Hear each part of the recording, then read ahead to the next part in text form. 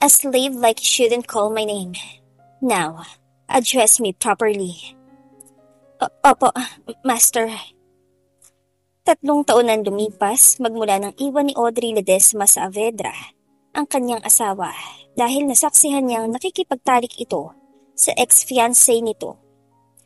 Kahit na contractual marriage lamang iyon, minahal niya si Zack sa Avedra at labis siyang nasaktan. Kaya naman napagdesisyonan niyang sumama sa ibang lalaki habang daladala sa sinapupunan ng kanilang anak. Ngunit hindi niya akalaing mahuhulog lamang siya sa patalim sa piling ng bago niyang kinakasama at mapunta sa black market para sana'y ibenta sa kung sino-sinong lalaki. At ang pinakamasama pang pangyayari sa kanyang buhay ay malaman na ang bumili sa kanya ay walang iba kundi ang dati niyang asawa na si Zack. Why did you leave me 3 years ago? Did you know what the hell I've been living all this time without you? How could you have a child with him? He drunkenly yelled at her, crying in pain. Matapos nitong saktan ang puso niya ng paulit-ulit noon at alapinin siya ngayon, bakit ito umaasta na parang mahal siya nito? Bakit umaakto si Zack na parang siya pa ang may malaking kasalanan kung bakit niya ito iniwan noon? Subalit hindi niya lubos akalain na unti-unting mabubunyag ang mga lihim at sikreto, maging ang mga taong nasa likod ng kanilang nasirang pag-iibigan. Veteranang aktres na si Audrey Ledesma, nagpakasal sa isang full-time businessman at billionaire si Zack Saavedra. Habang nakatulala sa lumang headline ng dyaryo at sa litrato namin ni Zack noong kami bagong kasal, ay hindi maiwasan ang pagtulo ng mga luha ko. 3 taon na nakaraan, magmula nang iwan ko siya, magmula nang masiksihan ko ang pagtataksil niya sa akin.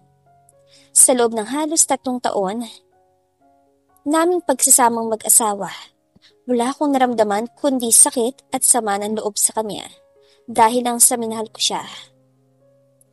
Subalit ang buhay ko kasama siya ay hindi hamak na mas maganda kaysa sa buhay ko kasama si Landris. Lalo pa ngayong walang puso niya akong binenta sa black market upang pagpiyastahan ng mga mayayamang tao na nanggaling pa sa iba't ibang bansa. Nakailang retouch na ako sa makeup mo. Bakit ba iyak ka pa rin ng iyak, bruha ka? Gusto mo ba talagang walang bumili sa'yo? Sorry po. Kaagad kong pinunasan ng mga luha ko sa nakakatindig balahibong paggalit sa akin ni Madam Ging. Tinapon ko ang newspaper saka umayos ng upo. Mula sa likuran ay nakapamaywang niya akong hinarap. Sinasabi ko sa'yo, hindi mo gugustuhin walang bumili sa'yo ng buo, Gia. Sa oras na magsimula ang auction at walang foreigner maging interesado sa itsura mo, kakatayin ka ng human trafficker para isa-isahing ibenta yung lamang loob mo. Nangilabot ako sa sinabi niya at pilit na binuro ang mga luha sa mga mata ko. Hinanap ko ang maliit at basag na salamin para ayusin ang makeup ko. Hindi ako pwedeng mamatay. Mas gugustuhin kong may bumili sa akin at saka ako na lang ang hanap ng paraan para makatakas. Ako na. Masinisira mo lang ang ganda ng itsura mo, Xiao Jia. Galit at marahas man ay sinimulan niya akong ayusan muli.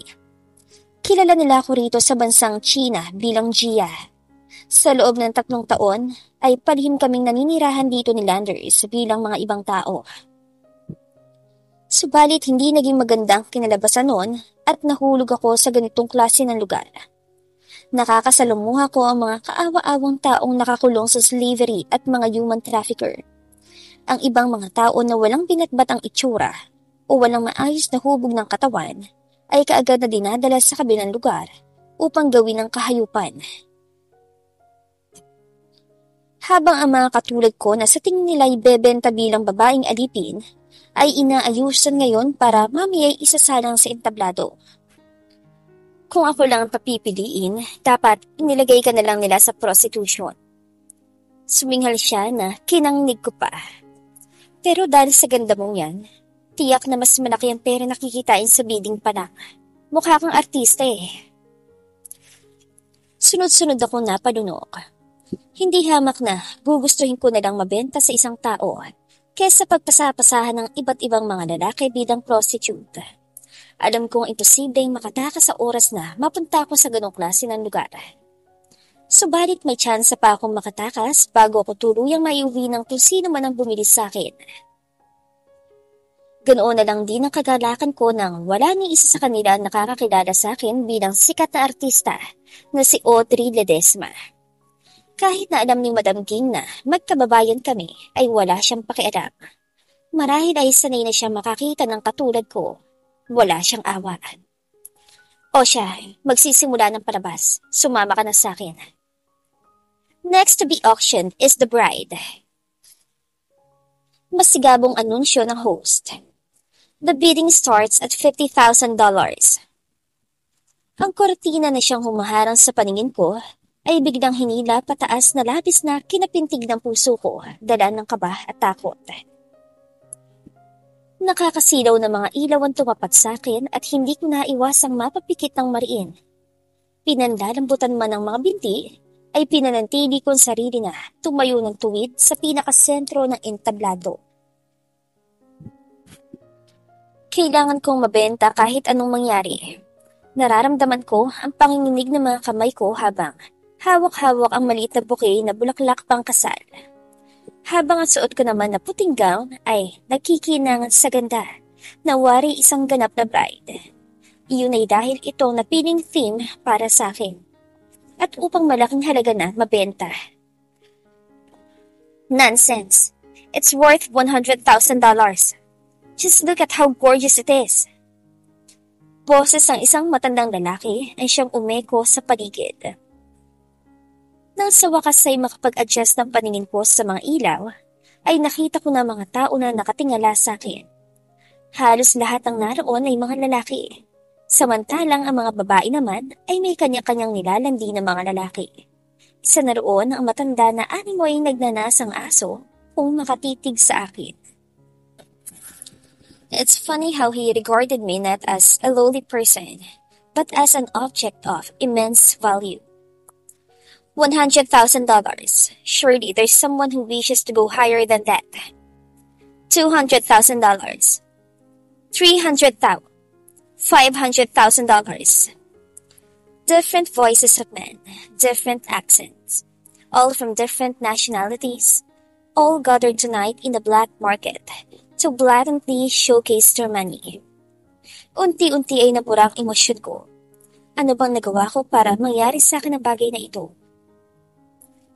Buong buhay ko, wala akong ibang ginawa kundi sumunod sa mga utos ng mama ko.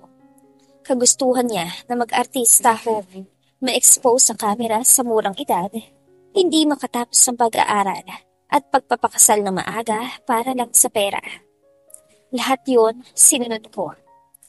Isang beses lang akong sumuway para pagpahingahin ang puso ko.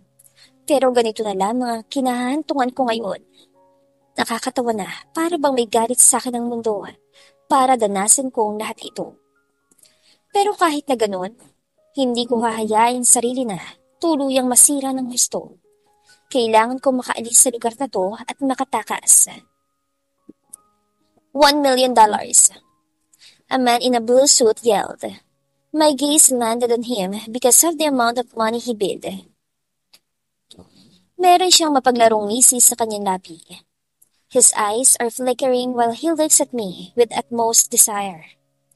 Pinaglalandas niya ang kanyang mga daliri sa maliliit niyang bigote sa mukha, habang komportable siyang nakasandal sa itim at malambot na upuan, kung saan din siya pinapaligiran ng mga babae. He looks attractive with his fair olive skin and thick black hair. But then again, a person who goes to the black market to buy people is equivalent to the devil. Marami na akong naririnig na mga kwento tungkol sa mga taong binenta sa iba't ibang mga amo. Ang iba'y nagiging slaves, pinapagawa ng mga matutuming gawain, o hindi naman kaya walang awang pinapahirapan at pinapatay. None of the stories I heard before ever had a happy ending, but I wouldn't let that happen to me as well. $1,000,000. Going once? Going twice? The host became more excited as he was about to hit the hammer against the flat wood.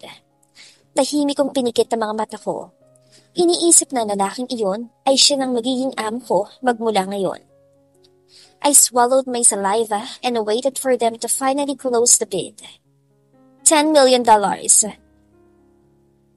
Nanginig ako sa nakakakilabot at malalim na boses na yun. Naramdaman ko rin ang panlalamig ng paligid at nakakabinging katahimikan ng mga tao sa loob. Ani mo'y may dumaang anghel sa katahimikang iyon bago muli magsimula ang ingay. Napamulagat ako ng mga mata. Ang kaninang walang imik kong puso ay ngayon parang inaararo sa sobrang bilis ng pagdagundong. Nanlamig ang mga kamay ko, gayon din ang mga paa ko. Kamuntikan pa akong mawala ng balanse sa suot kong high heels habang nanginginig naman ang hawak kong bulaklak. A familiar voice, his familiar voice. It can't be that. Muli kong ipinikit ang mga mata ko na sobrang diin, dala ng matinding takot. Sa loob ng 3 taon kaming nagsama, ang boses sa iyon ay hindi madaling kalimutan ng basta-basta. Pero hindi pwede. Hindi pwedeng nandito siya. 15 million. I heard the man in the blue suit's voice again. For an unknown reason, I am rooting for him. Please, close the bid. Ang mga lalaki sa loob ay mas lalong nagsipag-ingayan, tawanan dahil sa pamamangha, at hinayaan ng 2 boses na mangibabaw sa bidding. Pakiramdam ko'y mas lalo silang nagkagulo simula na magsalita ang boses na iyon. Nanginginig man ang bawat paghinga ko, ay tinadagan ko pa rin ang loob ko at dahang-dahang nagmulat ng mga mata upang hanapin ang lalaking yon. Napako ang atensyon ko sa lalaking nasa pinakasentro ng likod ng bahagi ng lugar. Mas mataas pa sa stage na kinatatayuan ko ang posisyon niya. Mayroong nag-iisang upuan doon na alam kong walang tao kanina. Subalit ngayon ay nakaupo na siya doon. Ani mo'y pinakamataas kesa sa lahat ng mga taong nandito ngayon. 15 million it is. The host, who was immersed in the amount of money, was cut when that man stood up abruptly. 50 fucking million. Madiing anas niya pa at mabagal na bumaba sa maikling hagdanan. Bumigat ang paghinga ko habang pinapanood siyang tapatan ng liwanag upang maipakita ang kanyang sarili. Lahat ng mga mata ay nakatitig sa kanya ngayon. Subalit gaya ng pagkakakilala ko sa kanya, tila ba'y wala siyang pakialam sa mga yun. Para bang ang tanging nilang nakikita ay ako. Ilang beses akong napakurap kasabay ng pangingilid ng mga luha ko. Wala nang kasing lambot pa ang tuhod ko na batid kong bibigay anumang oras. Nabitawan kong bulaklak na hawak sa kanapa atras ng 3 beses. Ang mga malalamig at bayolenteng paraan niya ng pagtitig sa akin, 3 taong nakakaraan ay muli ko na namang nakikita ngayon.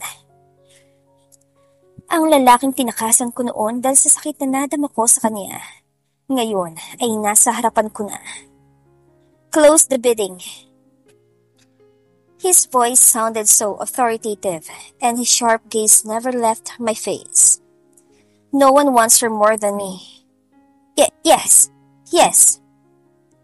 The host finally hit the hammer against the flatwood in full admiration. Masigabong palakpakan ang agad na sumakop sa lugar. Tuluyan akong nabingi at wala nang ibang makita kundi ang iniwan kong asawa. Zach. I weakly whispered his name.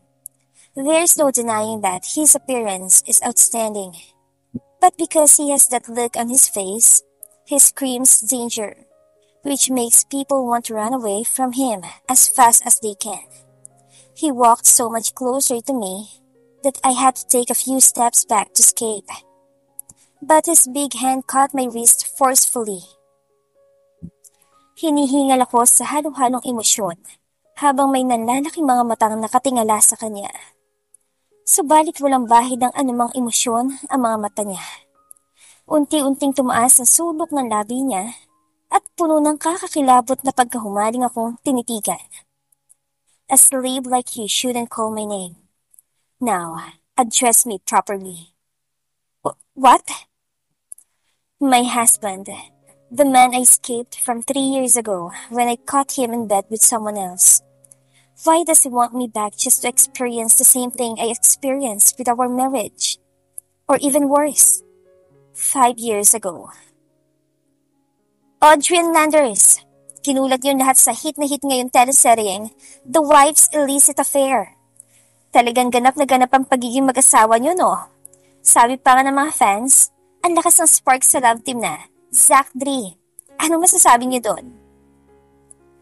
Natawa kaming pareho ni Landers sa tanong ng host na si Mami Vic. Nagkatinginan kami kung sinong unang sasagot at agad naman niya kung pinauna. For me, well, first, I am very thankful for the fans of Zach Dre. Nagabi-gabing nag-aabang sa mga bagong episodes at sumusuporta sa amin ni Lance. Talagang nakakatuwa na malamang dalang-dala sila sa bawat eksena. Nakangiting sabi ko at tinignan si Landers sa tabi ko. Hindi ko alam pero maraming nagsasabi na may spark talaga kami ni Lance. Siyempre, masaya sa feeling na malamang hindi na uuwi sa walang acting naming dalawa. Tumawa si Landers at siya naman sumang-ayon sa akin. Yeah, for the fans to praise us like that, it means a lot to me, especially that I'm working with a professional actress. Sinulyapan niya ako ng may ngiti. Nakakakabanga na baka may magpuna sa akin because I'm not worthy of working with her on this project. Wow! Natawa ko sa sinabi niya. Akala mo naman ako lang ang nagdadala ng show natin. We're both working hard and you deserve the same credit as mine, Lance. Ayun naman pala. Pagsigaw ng Mami Vic, ani mo'y kinikilig. Pero talaga bang hanggang love team lang? Baka naman tuwing off-cam, meron ang nabubuo na hindi niyo pa sinasabi sa mga fans. Napuno ng nakakatuksong halinghingang studio mula sa mga audience na nanonood sa amin. Halos lahat ang narito ay fans ng love team na Zach Dre. Nabuo naman dahil sa teleserye na umiere ngayon na pinagbibidahan naming dalawa ni Landers. Bahagya pang lumiit ang kanyang malaking ngiti sa labi ko dahil sa tanong ng host at panunukso ng lahat. Ang totoo niyan, wala pang nakakaalam na 2 taong na akong kasal sa ibang lalaki. Walang nakakaalam sa media na meron na akong inuuwiang asawa sa likod ng kamera. Napakamot sa batok si Landers at tumingin sa akin ang nagtatanong. Pinilit ko muling tamisan ang ngiti ko at nagpapahiwatig na humarap sa audience. Wala pa naman sa ngayon, trabaho lang muna. Wala pa sa ngayon? Trabaho muna? Pagdidiin pa ni Mami Vic at natutuwang tumayo mula sa kanyang upuan para makipagharutan sa audience. Ibig sabihin sa susunod meron na. Napuno ng sigawan at kilig ang mga tao sa loob. Meron pang background music ang mas lalong nagpasigla sa lahat. Ako na may tumawa ng husto at nakikisabay lamang sa kanila. Ang totoo niyan ay walang namumuo sa pagitan namin ni Landers at purong trabaho lamang talaga. Oo, close na close kaming dalawa tuwing off-cam at siya matalik kong kaibigan sa set. Pero walang ibig sabihin yun. Pero para mas sumikat ang love team na Zach Dre, ay sinabihan na kami na gumawa ng mga eksena para sa ikakatuwa ng mga fans. Sa ganitong paraan, ay mas lalo nila kami susuportahan. Mas magiging matagumpay ang palabas. Nang matapos ang interview, ay napapagod akong bumalik sa aking sasakyan. Malalim na ang gabi at gutom na ako dahil wala pa rin akong kain simula tanghalian. Uwi na ho ba tayo, Ma'am Audrey? Maggalang na tanong sa akin ni Kuya Pierre. May edad kong driver. Saan pa nga ba? Your boss is already mad at me for not going home, saying I'm disrespecting our marriage. Kapag hindi pa ako uuwi, ewan ko na lang kung ano pang insulto maririnig ko sa tabas ng dila niya. Ma'am, ganun lang talaga si Sir Heskel. Namimiss na kayo nun eh. Binuhay niya ang makina at napasinghal naman ako.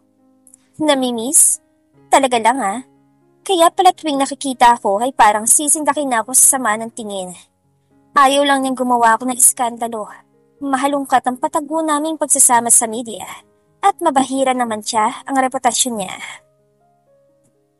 Ganoon na lang ang pagiging bantay sarado niya sa ikinikilos ko sa harapan ng kamera, na para bang kahit anong oras ay may magagawa akong mali na hindi niya magugustuhan. Nasa kontrata namin na itatago namin sa publiko ang pagsasama namin para sa pareho naming reputasyon. Kaya hindi na niya kailangan maging istrikto sa akin dahil hindi talaga ako gagawa ng ikasisira ng pangalan ko. Sa dinami-rami kasi ng mga babae, bakit artista pa ang pinili niyang pakasalan kung ayaw naman niyang magulo ang nananahimik niyang buhay?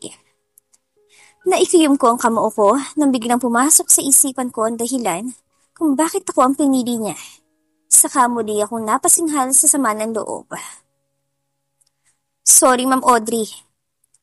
Haggard na pumasok si Faye sa loob ng sasakyan at naupo sa passenger seat bago tuluyang pinaandar ni Kuya Pierre ang sasakyan. San ka ba nagpupunta at hindi kita nakita after the show? Nahihirapan niya ako nilingon. Ang dami kasing gustong magpa-picture sa inyo kanina. Buti na nga lang mabilis ka nakaalis.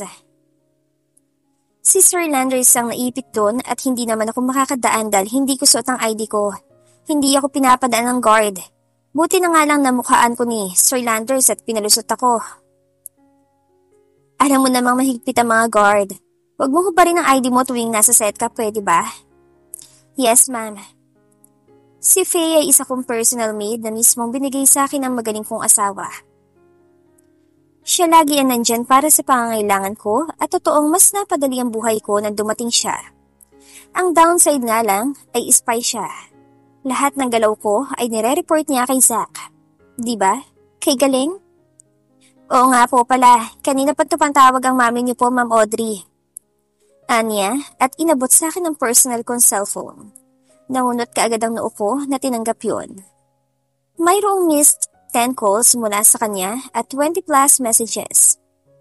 Anak, hindi ba meron kang 2 linggong pahinga bago ang taking?